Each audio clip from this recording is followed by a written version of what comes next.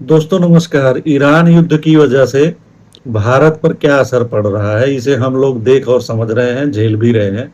लेकिन संयुक्त राष्ट्र की एक रिपोर्ट जारी हुई है, उसमें कहा गया है कि ये पश्चिम एशिया में संकट यदि लंबा चला तो भारत में 25 लाख लोग गरीबी की चपेट में आ जाएंगे, जबकि दुनिया भर में 88 लाख लोग गरीबी की चपेट में आएंगे, जिसमें दक्षिण एशिया शीर्ष पर होगा, यानी ये ज़्यादा प्रभावित होगा। और इस रिपोर्ट के प्रारंभिक आकलन है, ये और भी बढ़ सकता है। और रिपोर्ट में ये भी कहा गया है कि इस तनाव की वजह से 299 अरब डॉलर का नुकसान हो सकता है।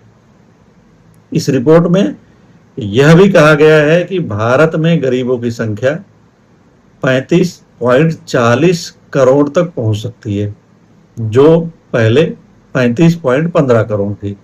वहीं भारत सरकार दावा करती है कि उसने गरीबी को लगभग खत्म कर दिया है, 5% या 6% पर ला दिया है।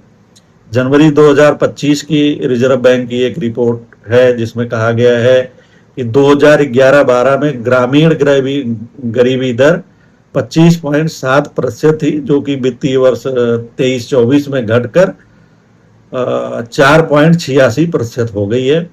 और भारतीय स्टेट बैंक के एक सर्वेक्षण के अनुसार पिछले 12 वर्षों में शहरी गरीबी 13.7% से घटकर 4.09% हो गई है। इस तरह कुल गरीबी 9% भी नहीं है, यानी कि भारत सरकार के अनुसार देश में कुल गरीबी 9% भी नहीं है।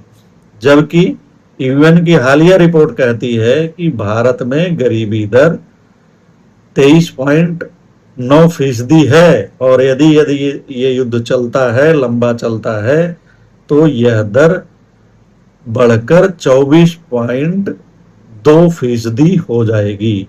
यानी कि इस रिपोर्ट में यह बात कही गई है कि भारत सरकार जिस गरीबी दर को 9% बताती है, वह गरीबी दर दरअसल 23.9% है, जो इस युद्ध की वजह से बढ़ जाएगी।